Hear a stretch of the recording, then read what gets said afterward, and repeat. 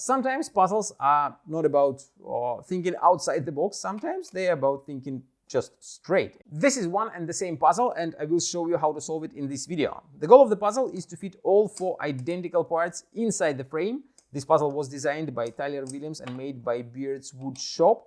Difficulty level of this puzzle is 7 out of 10, and if you like this puzzle and you want to buy it, go to puzzlemaster.ca and click the subscribe button to access more videos from Puzzle Master.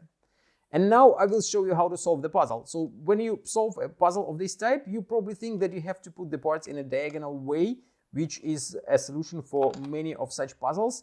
But once you start solving, you will find that in this way you will be able to fit only 3 parts. But sometimes puzzles are not about thinking outside the box. Sometimes they are about thinking just straight. And you have to put the parts inside the frame in a normal, regular way, and then you will be able to solve it.